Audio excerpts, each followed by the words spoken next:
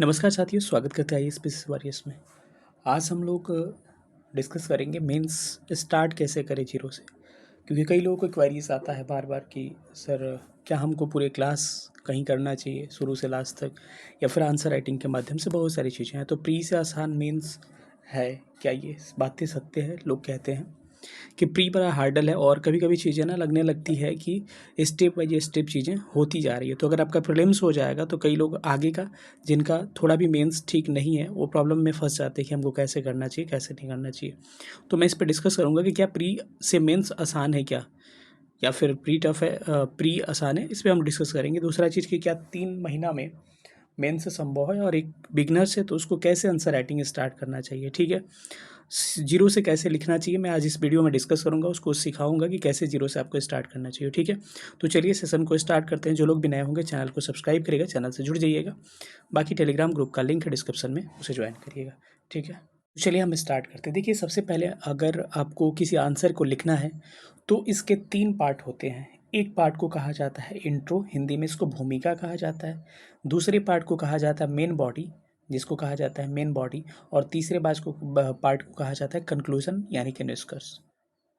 ठीक है, अब इसमें परेशान होने की ज़रूरत नहीं। हिंदी इंग्लिश सबको सेपरेट, हम मतलब हिंदी इंग्लिश का सेपरेट हम लोग नोट्स प्रोवाइड करते हैं, तो उस पर आप परेशान मत होइएगा। ये नॉर्मल किसी स्टूडेंट की लिखी हुई कॉपी है जिसको मैं डिस्कस यहाँ पे कर रहा हूँ। ठीक है, तो अब यहाँ पर क्या है ना कि इंट्रो, मेन बॉडी, कंक्लूजन, 3 चीज़ों को मैंने डिस्कस किया।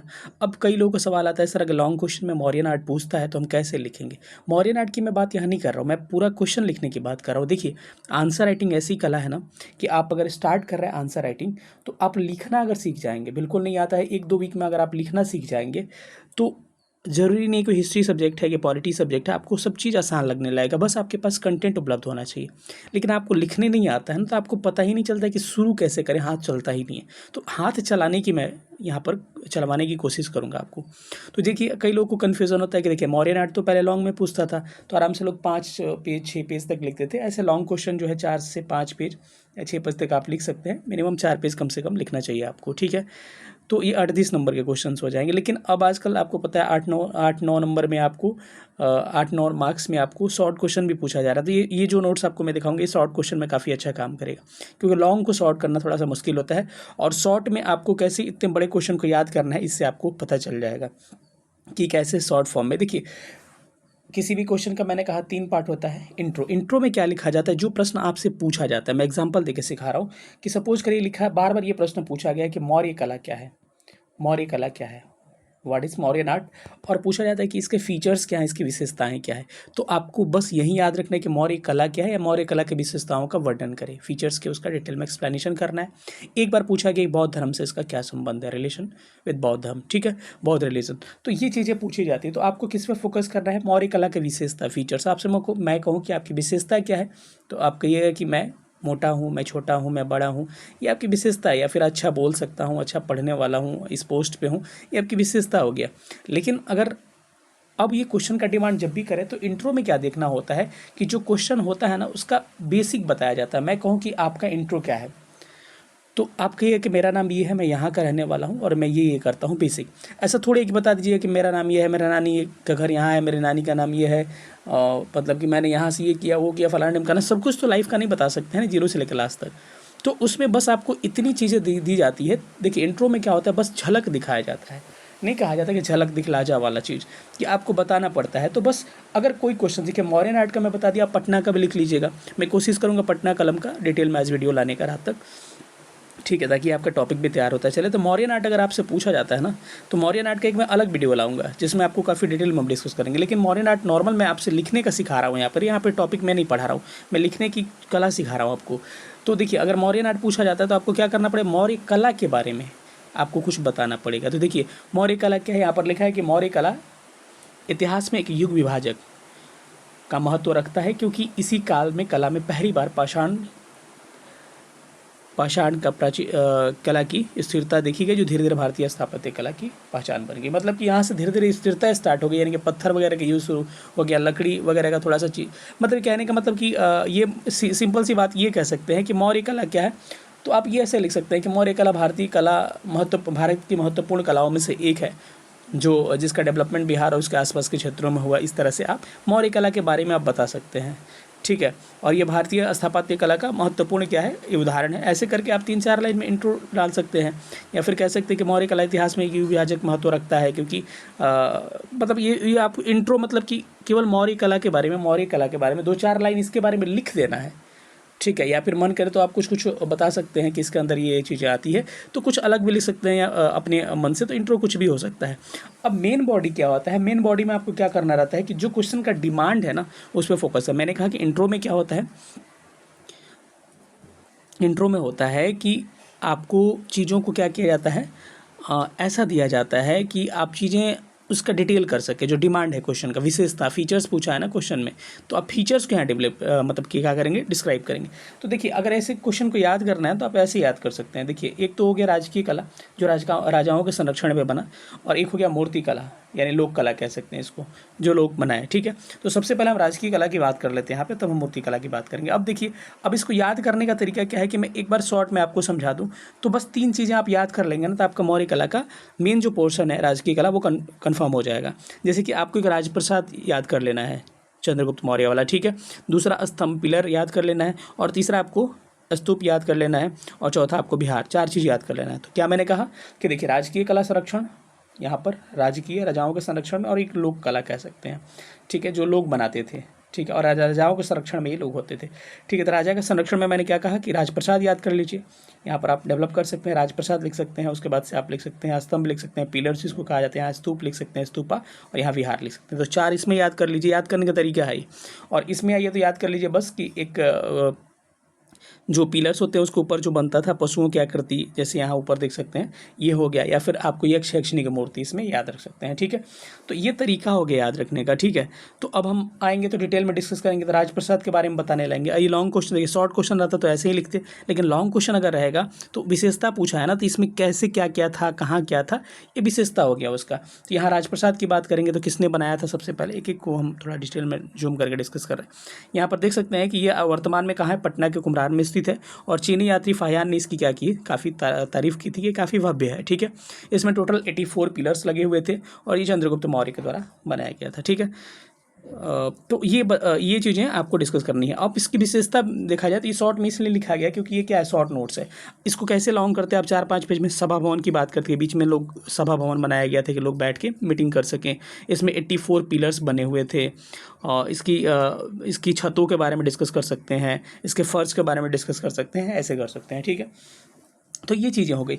अब कई लोगों को मैं बार बार कह रहा हूँ कि लगता है कि जो कोई अगर मेंटरशिप बैच या फिर आपको टीसीरी चलाता है तो लगता है कि लोग पढ़ाएंगे नहीं, लेकिन आप याद रखिए आपको अगर कुछ जीरो भी नहीं आता है ना, तब भी हम लोग इस चीज़ों को सिखाएंगे धीरे से, ठीक है। अगर हमारे साथ इनरोल करना चाहते हैं, मैं फीचर्स बता दूं, क्योंकि नवरात्रि के लिए हम लोग स्पेशल ऑफर लेके आए हैं 28 तारीख तक, ठीक है। यहाँ पर 2500 फी आपको कम करके फिर 2000 किया गया है, और ये कब तक, 28 अक्टूबर तक इनरोल कर सकते हैं। ये भी हो सकता है कि 5 अक्टूबर से बैच स्टार्ट होने वाला है, एनरोलमेंट ज़्यादा हो जाएगा तो हम लोग बैच को क्लोज कर देंगे कि नंबर ऑफ स्टूडेंट एक व्हाट्सएप ग्रुप में एक सीमित ही हो सकते हैं, ताकि सही रूप से उनको गाइड किया जा सके, ठीक है।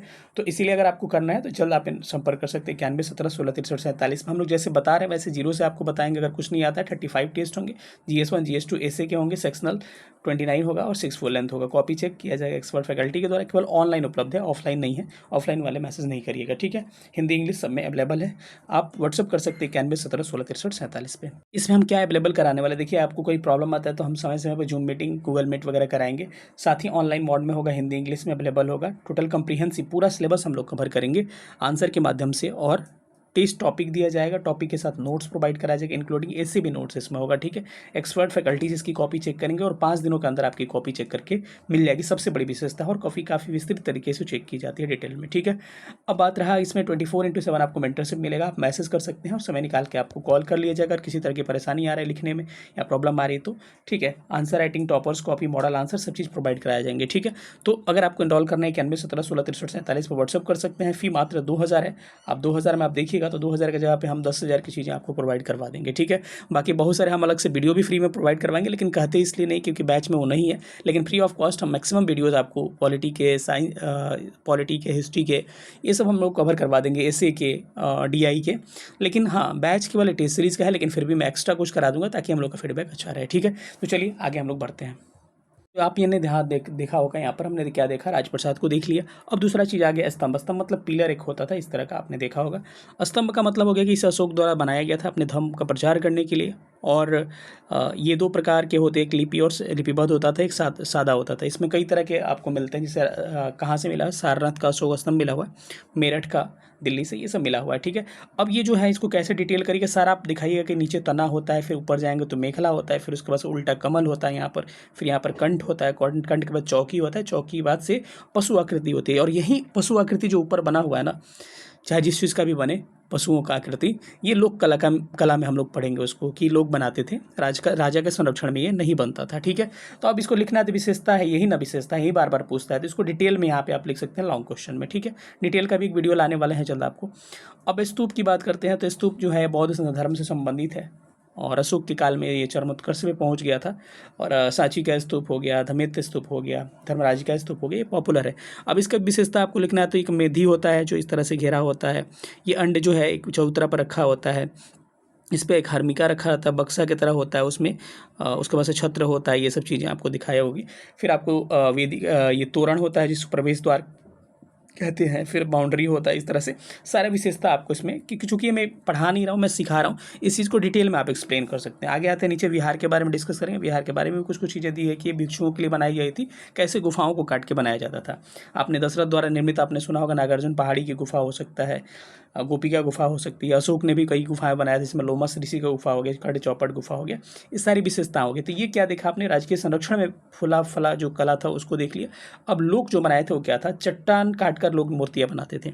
उड़ीसा के धौली में चट्टान काटकर मूर्तियां बनाई गई हैं, कालसी में आपने देखा होगा, तो ये बनाया जाता था, ठीक है। आप स्तंभ की बात करते हैं, तो स्तंभ के ऊपर जो मूर्तियां बनती, जिसकी मैं बात कर रहा हूँ, पशु की आकृतियां बनता था, तो उसको भी इसमें दिखाया गया है, तो इसको बताना है इस तरह से। बाकी स्वतंत्र कलाकार भी मूर्तियां बनाते हैं, जिसमें यक्ष यक्षिणी की मूर्ति काफ़ी पॉपुलर थी, जिसमें टूटा हुआ हाथ, गद्दा, ये सब दिखाया गया है, ठीक है। तो इस चीज़ को अब ईरानी कला से कैसे अलग था, इसको आगे भी हम डिस्कस करेंगे जब डिटेल में वीडियो करेंगे। तो ये क्या हो गया, विशेषता में सारी चीज़ों को आप दिखाइएगा। इंट्रो में बताइएगा मौर्य कला जो भारतीय कला की विशिष्ट पहचान रखने वाली कला है, और कला को धीरे धीरे स्थिरता यहाँ से प्रदान किया गया, ये बता सकते हैं, क्योंकि इसका इंट्रो है। उसके बाद से कुछ नया चीज़ ऐड कर सकते हैं, जैसे नया चीज़ कहने का मतलब हम लोग अपने नोट्स में क्या नया चीज़ ऐड किए हैं, कुछ लाइन आपको हम बता दे रहे हैं। कला के साथ दिक्कत क्या आ जाता है, इसके साथ दिक्कत आता है ना कि ये लिखते सब लोग हैं, लेकिन इसका एवरेज मार्किंग हो जाता है, तो कुछ अलग करना होता है। तो हम लोगों ने अपने नोट्स में एक अलग चीज़ प्रोवाइड करवाया है, आप देख सकते हैं। उसके बाद से हम क्वेश्चन भी आपको कुछ दिखा दे रहे हैं, ताकि आपको एक मोटा मोटी आइडिया लग जाएगा, ठीक है। एक तो सबसे पहले हमने प्रोवाइड करवा दिया है कि यहाँ पर क्या क्या पूछा गया है क्वेश्चन। ये पटना कलम ये हटा दीजिए, गलती से हो गया है। मौर्य कला जो है कैसे अलग है, मौर्य कला वास्तुकला जो कैसे है, तो ये मैंने डिस्कस किया, ठीक है। इसमें पूरा आर्ट एंड कल्चर दिया गया। अब देखिए हमने अलग क्या करवाया है, देखिए अब ये लाइन आप कोटेशन में आप यूज़ कर सकते हैं कि मौर्य कला जो है, मौर्य काल में शाही कला का उदय हुआ, जिसने राजनीतिक, धार्मिक और वैचारिक कार्यों की सेवा की। किसका स्टेटमेंट है, उपेंद्र सिंह का स्टेटमेंट है, तो आप यूज़ कर सकते हैं। तो यही होता है, कुछ नया करने के लिए आपको मतलब ये चीज़ें आप यूज़ कर सकते हैं, यहाँ पे मार्क्स आपका बढ़ सकता है, ठीक है। बाकी जो है आपको अगर मैं कह रहा हूँ कि बैच से एनरोल करना चाहते हैं, नोट्स प्राप्त करना चाहते हैं, इसी के भी नोट्स मिलेंगे आपको 91 17 16 63 47 पे हमको व्हाट्सअप करके आप नोट्स ले सकते हैं। बाकी एक डिटेल वीडियो आएगा जिसमें हम लोग पटना कलम के बारे में डिटेल में आज डिस्कस करेंगे, या फिर मौर्य कला का किसी एक वीडियो को हम डिटेल में देंगे। आज तो केवल लिखने के लिए, समझाने के लिए था। अब निष्कर्ष पे पहुँचिएगा तो निष्कर्ष में ये लिख सकते हैं चीज़ें कि मौर्य कला जो है अपने क्या किस पे पहुँच गया है, चरमोत्कर्ष पे पहुंच गया है। लेकिन इसको मतलब कि उस तरह से मतलब विस्तार नहीं मिल पाया, मतलब इसके बारे में कुछ कुछ चीज़ें आप डिस्कस करके इसको क्या कर सकते हैं, आप इसको एंडिंग कर सकते हैं, ठीक है। एक प्रॉपर एक मैं कह दूं कि आजकल जो है इसका तात्कालिक सामाजिक और आर्थिक जीवन को भी क्या करता है, प्रभावित किया था ये कला, आप ये डिस्कस कर सकते हैं। तो ये सारी चीज़ें हैं, आप इस तरह से लिख सकते हैं। मैं पढ़ के आपको सुना दे रहा हूँ कि इस प्रकार उपरोक्त विवरण आलोक में निष्कर्ष निकाला जा सकता है कि मौर्य कला जो है विविध आयामों से परिपूर्ण तो था ही, साथ ही अपनी कल्पना शक्ति, शिल्प, वैज्ञानिक विधि, रचनाशीलता में भी समृद्धि और अद्वितीय थे, ठीक है। मौर्य कला राजकीय जीवन का सामान्य जीवन के क्षेत्रों में दृष्टिगोचर होती है, जहाँ एक और इसकी मूलभूत व्यवस्था में केंद्रीकृत राजकीय तत्व होते हैं, मतलब कि राजाओं के संरक्षण में, और दूसरी ओर क्या है, सामान्य जनजीवन के घटकों का दर्शन भी है। वास्तव में मौर्य कला के विभिन्न रूपों, स्थापत्य कला एवं मूर्ति कला व विस्तारित हुआ, बल्कि कला में उन मौलिक तत्वों का भी समावेशन हुआ जो आगे के वर्षों में विकसित एवं व्यवस्थित होते हुए बिहार एवं भारत की कला परंपरा व संस्कृति के विकास का लक्षण बन गए। यह आज भी प्रासंगिक है क्योंकि भारत के नए संसद भवन की छत पर अशोक का सिंह स्तंभ निर्मित किया गया है। इस तरह से आप बता सकते हैं, क्योंकि आज लेटेस्ट टाइम पे कैसे ये आपको रिलेवेंट है, इस चीज़ को बताइएगा ना किसमें, कंक्लूजन में। तो कंक्लूजन में क्या करना रहता है, आपको बताना पड़ता है कि कैसे आजकल किसका ये क्या है, इसका क्या महत्व है आज के टाइम पे, ये आपको डिस्कस करना होता है। ठीक है, बाकी मिलेंगे किसी अगली वीडियो में। तो तक अपना ख्याल रखिए। 91 17 16 63 47 पर हमको व्हाट्सअप करके अपना बैच ले सकते हैं। बहुत बहुत धन्यवाद। Thank you so much.